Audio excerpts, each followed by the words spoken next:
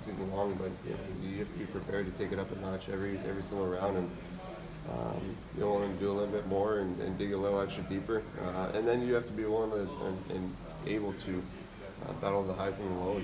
When we were up 3-1 against Toronto, we were obviously feeling extremely well about ourselves, and then it was 3-3 before we knew it, and that's a much different feeling when you're in complete control of the series. And same with Tampa. We kind of coasted through that first game, but we won it by pretty marginal score. I think we're all feeling pretty good in that room, and then things went sideways pretty quick. So you have to be able to control the mental aspect of the highs and lows in playoffs, and it's a great learning experience for everybody. I think 7 games against Toronto extracted a total.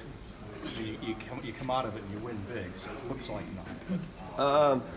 Maybe, but I mean, you look back to previous years, we've won games in 7 before, and rolled through a series after that. So. Yeah, exactly. Won 7 that year and rolled through the next year, I think 4 straight. So I think that it can benefit you in ways. When you have injuries, it kind of hurts you.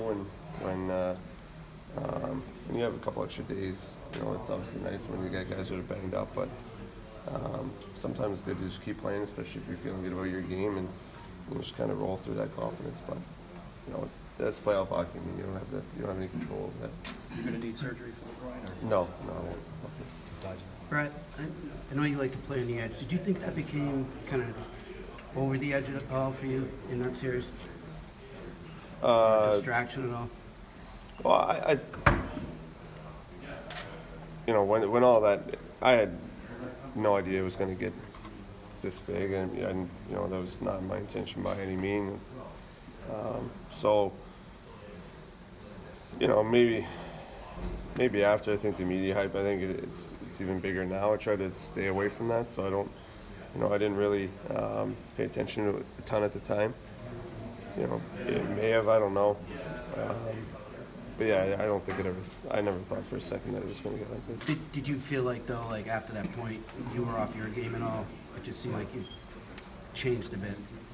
Oh, I mean, it was, Game 4 that it happened? Yeah. Midway through. So, no, I don't think it affected me at all in Game 4. It wasn't a big deal at all then. Game 5, I don't think that it was really a distraction. I know I didn't have my best game, but, there was some other things going on, too, that affected that more than that incident. So, I don't think that really... You don't think that embellishment call is a result of that?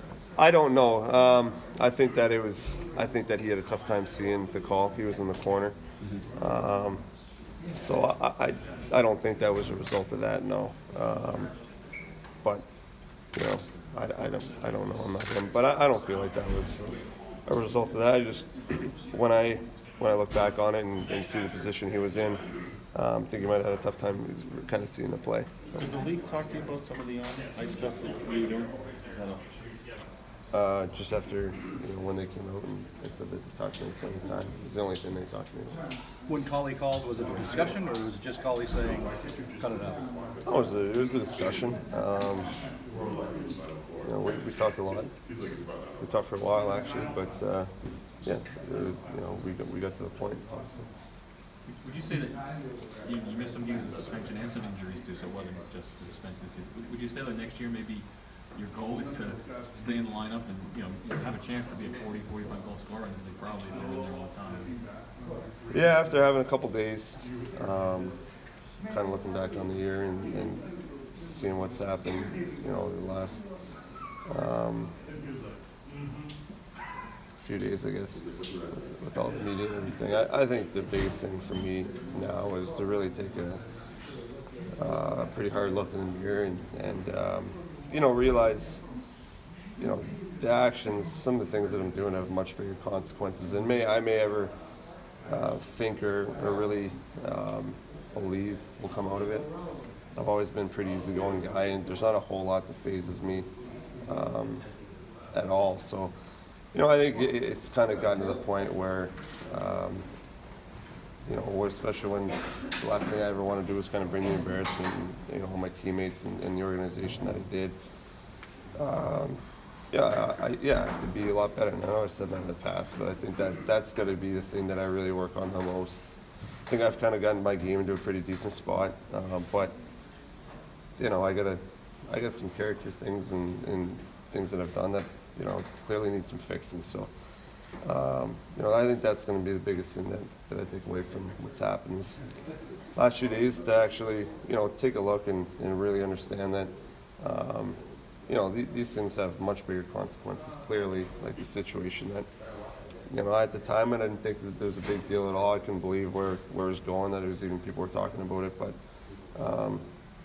again, that's just a situation where you could actually really look at it and be better. And so that's the biggest thing that, you know, I'm going to take away is, you know, it's time to kind of take a good hard look in the mirror here and fix some issues. So It was just heat of the moment, more or less. You've been through some of this stuff before. This seems like maybe it's affected you a little bit more. Is this different at all? Yeah. I think it's different for the fact that I just, you know, it's one thing when kind of bringing some heat down on myself, but when you start kind of bringing some heat to the team and the organization and being a distraction, that's when, you know, it kind of hits you a little bit harder. So, yeah, it's tougher when, you know, you start to disappoint the team and everyone. You know, that's when a bit of a wake-up call. Is that something Did you've any had? of your teammates talk to you about it? No, I mean, I've talked to the guys about it. Like, listen, they know me and they know how I feel about them. I know how they care about me, and you know, they know me on a personal level. So they're, you know, regardless, no one has, you know, kind of come at me about it, but we all know that I can be better. What do you want your next phase of your career to look like? Are you trying to, is this something that you think kind of take on a greater leadership role in the room as well? Kind of, is that something you need to get rid of in order to take that next step? I think that, yeah, that's kind of been something I've wanted to work on for the last few years, try to work more in that role, but I gotta, you know, yeah, you gotta figure some shit out before that's really gonna happen to get to that next level where Bergie and Z and Kretsch and Bats are. You know, I gotta get rid of that stuff. So, yeah, the next few years, I think my biggest thing is kind of turning around more on the character side of things than my game. I say this somewhat tongue-in-cheek, but can you be a nice guy and score 35? You know what? If it's gonna take me, you know, even if I drop to 25, but you know, cut the shit out, it's worth it. Were you asked to go to the Worlds by Hockey Canada? No. Not personally, I wasn't, but so I don't know if they talked to Sweens or something, but I wouldn't go because my groin anyway. So he might have just told them that right off the hop. Brad, going back to you talking about being a leader there, Ryan Donato credited you a lot for making him feel comfortable when he first got here. When you hear that, does that something, you know, makes you realize I can be that guy?